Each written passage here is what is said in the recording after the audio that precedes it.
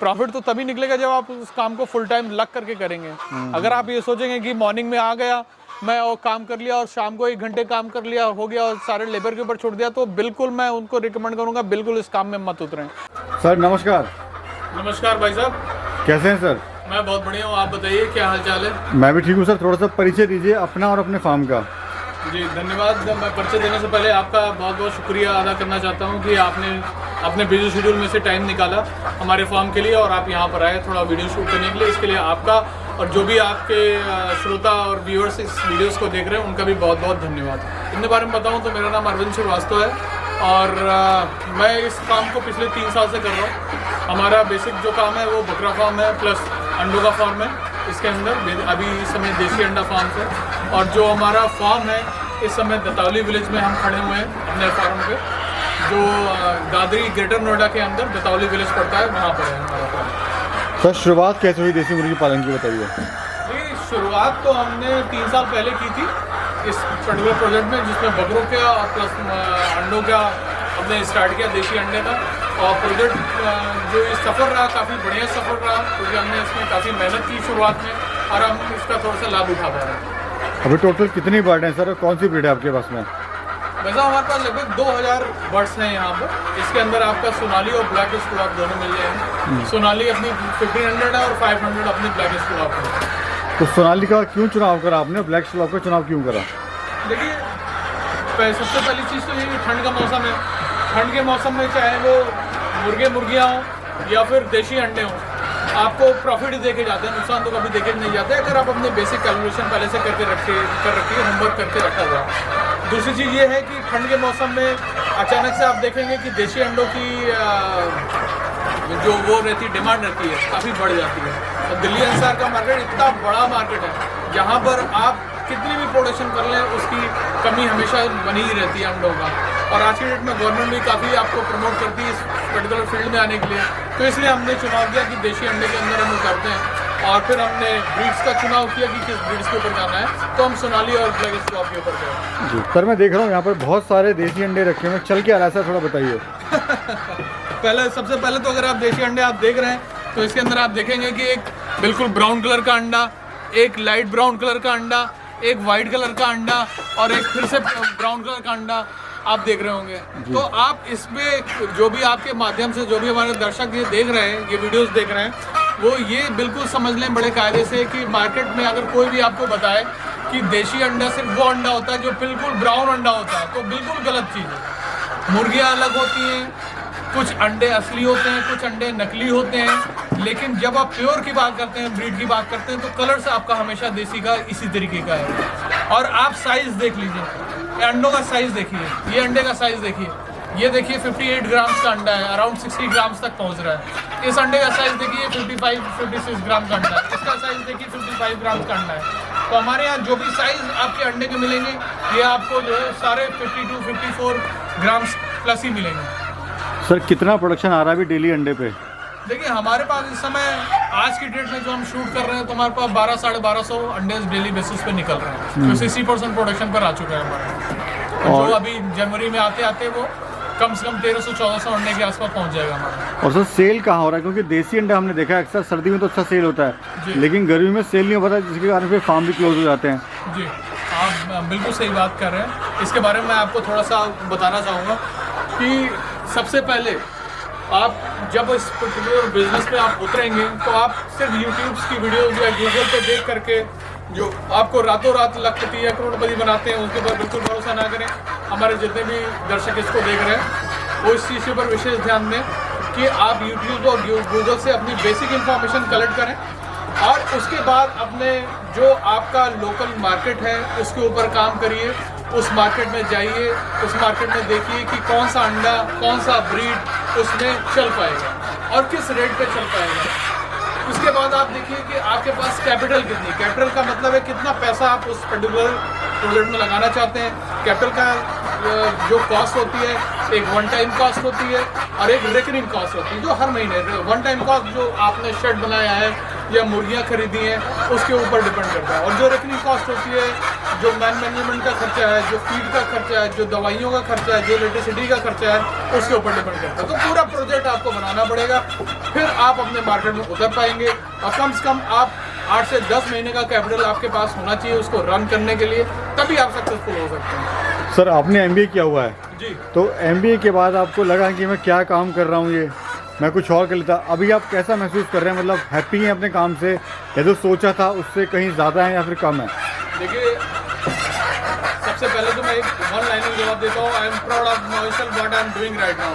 कहने का मतलब ये कि जो भी काम मैं इस समय कर रहा हूँ उसमें मैं बहुत ही गर्व महसूस कर रहा हूँ। सबसे पहली चीज़ ये बात दिमाग से बिल्कुल निकाल दीजिए, जो भी देख रहे हैं कि कोई काम बहुत छोटा होता है, कोई काम बहुत बड़ा होता है। मैंने मैनेजमेंट पोस्ट ग्रेजुएशन कर रखा है, MBA कर रखा है मार्केटिंग और सेल्स से, IT से भी कर रखा है, ड्यूअल स्पेशलाइजेशन था। उसके बाद मैंने डिफरेंट बैंक्स और इंश्योरेंस कंपनीज में भी काम किया लगभग 10 साल। उसके बाद मुझे लगा कि कुछ अपने लिए करना चाहिए, जो मैं डिफरेंट लोगों के लिए कर रहा हूँ, तो मैंने कुछ और बिजनेस भी किए और उसके बाद इस बिजनेस में भी हम उतरे, अल्टरनेटिव बिजनेस में। अब हम इस बिजनेस में फुल टाइम बिजनेस आ गए क्योंकि इसमें प्रॉफिट काफ़ी अच्छा है। सर शुरुआत में चैलेंजेस क्या क्या आए थे आपको? शुरुआत में जो चैलेंजेस आते हैं मोटा मोटा तो वो है कि स्टार्टिंग से कि आप ब्रीड की पहचान कैसे करें। सबसे पहले आप मार्केट जाएंगे, अपना देखेंगे कि उस पर्टिकुलर मार्केट में कौन सा ब्रीड चल रहा है। दूसरा, उस ब्रीड की खरीदारी कहाँ से करनी है, किस तरीके से करना है। फिर उसका जो फीड मैनेजमेंट है वो कैसे करना है। फिर आपका डेली बेसिस पे जो मैनेजमेंट होना है, सफाई होनी है, कोई बीमारी आनी है उसके अंदर, उसके ऊपर मैनेजमेंट करना है। प्लस फिर जब प्रोडक्शन आपका स्टार्ट हो जाए, फिर आप उसको कहाँ पे सेल करेंगे, किस रेट पे करेंगे, कैसे आप मार्केट को पेनिट्रेट, मतलब उस मार्केट के अंदर कैसे घुसेंगे। इन सारे चैलेंजेस को हमने शुरुआत में फेस किया पिछले 1-1.5 साल के अंदर। फिर हम आज इस लेवल पे पहुंचे हैं कि हमको आज के डेट में कोई दिक्कत नहीं है। सर बेस्ट ब्रीड कौन सी, अंडे के लिए और वेट गेन के लिए यानी मीट के लिए? देखिए, जब आप देशी की बात करते हैं, देशी अंडों की बात करते हैं, या देशी मुर्गे या मुर्गियों की बात करते हैं, तो 3-4 मेजर ब्रीड्स हैं जो किसी के भी दिमाग में आ सकती हैं। आप कहीं पे भी सर्च करेंगे आपको पता चल जाएगी। अगर आप हम सोनाली ब्रीड्स के ऊपर इसलिए गए और ब्लैक स्लॉप ब्रीड्स के ऊपर इसलिए गए क्योंकि इनकी अंडे की प्रोडक्शन बहुत अच्छी है। ब्लैक स्लॉप जो आप ब्लैक इसमें देख रहे होंगे, मुर्गियाँ देख रहे होंगे, ये आपको अंडा मशीन बोली जाती है, जो साल में कम से कम 300-350 अंडे के बीच में 350 अंडे दे जाती हैं। और दूसरा, इनके अगर मुर्गों की बात कर लें तो इनका साइज काफ़ी अच्छा होता है, जो 2.5 किलो, 3 किलो, 3.5 किलो तक चले जाते हैं, तो अच्छा प्रॉफिट आपको निकाल कर दे जाता है। सोनाली की बात करें तो सोनाली भी आपको 250 से 350 अंडे एक साल में दे जाते हैं। साथ ही साथ इनटेक जो है, अगर आप ब्लैक स्लॉप की बात करेंगे तो ब्लैक स्लॉप आपका कम से कम अंडे प्रोडक्शन पे आते आते 1500 ग्राम के आसपास, यानी कि 1.5 किलो के आसपास की हो जाती है। जबकि ये सोनाली ब्रीड की बात करें कि ये 1200-1250 ग्राम पर आकर के ही आपका अंडा प्रोडक्शन स्टार्ट कर देती है। तो इंटेक उसका कम हो गया, इसका इंटेक थोड़ा ज़्यादा हो गया। इसमें केजीज थोड़ा ज़्यादा है तो आपको मीट पर्पज से थोड़ा भी ज़्यादा होगा, लेकिन अंडे का रेशियो भी उतना ही ज़्यादा आ जाएगा। अगर आप पर्टिकुलर ब्रीड्स की बात करेंगे कि कौन कौन से ब्रीड्स अवेलेबल है, तो इस समय मार्केट के अंदर सोनाली अवेलेबल है, ब्लैक स्लॉप अवेलेबल है। सोनाली आपकी बंगाल की ब्रीड्स है, ब्लैक स्लॉप जो कि आपकी ऑस्ट्रेलियन ब्रीड्स है, RIR हो गई, ये आपकी अमेरिकन ब्रीड्स हो गई, वो सबसे ज़्यादा फीड खाती है, वो बेसिकली आपको मीट पर्पज के लिए लोग पालते हैं। इसके अलावा भी ग्राम प्रिया, बहुत सारी ब्रीड्स आपको मिल जाएंगी इसके अंदर। बट जो भी इस बिजनेस को उतर रहा है उसके लिए मैं यही सुझाव देना चाहूँगा कि वो सारे ब्रीड्स के ऊपर काम नहीं करें, एक ब्रीड्स का चुनाव करें, या बहुत हो गया 2 ब्रीड का चुनाव कर लें और वहाँ से अपना काम स्टार्ट करें। जी। अभी सर अंडा किस रेट का आप दे रहे हैं? अंडा तो हमारे यहाँ से डिफरेंट रेट से जा रहे हैं। डिफरेंट रेट का सेल, एक रिटेल प्राइस है, एक होलसेल प्राइस है। रिटेल में हम 15 रुपये अंडा दे रहे हैं, जिसे 6 रुपये 6 अंडे चाहिए, 12 अंडे चाहिए, उसको हम 15 रुपीज़ अंडे दे रहे हैं। और जो भी हमसे कम से कम 25-30 कैरेट अंडा लेता है उसको हम 400 रुपये कैरेट दे देते हैं। और क्या कॉस्ट आ रही है सर अगर बात करें मतलब एक मुर्गी को तैयार होने में? देखिए, अगेन मैं इसके ऊपर बात करूँ, जैसे कॉस्ट की आपकी बात करें, एक चीज़ होगी आपका कि मुर्गी को तैयार करने में क्या कॉस्ट आती है, दूसरी चीज़ होगी कि आपका डेली बेसिस की क्या कॉस्ट आता है। कॉस्ट आपका डिपेंड करता है, आप कॉस्ट ऐसे कैलकुलेट नहीं कर सकते, हर पर्टिकुलर पर्सन की कॉस्ट डिफरेंट होगी। कितने बर्ड्स आपके पास में हैं उसके ऊपर कॉस्ट आपकी डिपेंड करेगी। 500 बर्ड्स के ऊपर डिफरेंट कॉस्ट आएगी, 1000 बर्ड्स के ऊपर डिफरेंट कॉस्ट आएगी, 5000 बर्ड्स के ऊपर डिफरेंट कॉस्ट आएगी। जी, तो डिपेंड करता है, तो डिपेंड करता है तो डिपेंड करता है सर आपका एटमॉस्फेयर, आपका रख रखाव और आपका वहाँ पे कितना कंफर्ट में वो बढ़ रही है। सॉरी क्या मतलब डिपेंड करता है कितने कंफर्ट में वो बढ़ रही है, कितने आरामदायक रह रही है, कितने आराम से वो रह रही है। बिल्कुल आरामदायक रही है, उसमें सिर्फ फीट का ही मैनेजमेंट की फीट की कॉस्ट नहीं होती। कुछ भाई हमारे रेंट पे चलाते हैं, रेंट की कॉस्ट होती है, कुछ इलेक्ट्रिसिटी की कॉस्ट होती है, कुछ जो वर्कर हैं उनकी कॉस्ट होती है, इलेक्ट्रिसिटी की कॉस्ट होती है, प्लस आपका मेडिसिन की कॉस्ट होती है और फीट की तो रहती है, सब के ऊपर डिपेंड करती है। अच्छा सर, कोई अगर 500 बर्ड से शुरू करता है काम, तो एक मोटा मोटा बताइए क्या खर्चा आएगा? जो खर्चा ऊपर नीचे हो सकता है वेरी करेगा, और प्रॉफिट ही बताइए कितना प्रॉफिट ले सकता है वो। देखिए ऐसा है कि जो अगर आप हम इसी ब्रीड की बात कर लें तो अगर आप इसमें भी कई क्वालिटी आती है। सोनाली के अंदर भी एक प्योर ब्रीड होती है, एक नॉन प्योर ब्रीड होती है। अगर आप प्योर ब्रीड की बात करेंगे तो 40-45 रुपये का चूजा, एक दिन का चूजा आपको मिल जाता है, ठीक है। अगर आप 40 रुपये पकड़ करके चलें और 500 ब्रीड की बात करें तो कितना हो गया आपका? 500 ब्रीड के हिसाब से मेरे ख्याल से 1 लाख रुपये, 1 लाख रुपए का आपका बेसिक खर्चा हो गया, सिर्फ ब्रीड का खर्चा हो गया, मतलब चूज़ों की कॉस्ट हो गई, और उसके बाद उनकी जो आपका खिलाने पिलाने का खर्चा है, प्लस जो आपकी लेबर है उनका खर्चा है, इलेक्ट्रिसिटी का खर्चा है और मेडिसिन का खर्चा है। तो पूरा प्रोजेक्ट आपको बनाना पड़ेगा।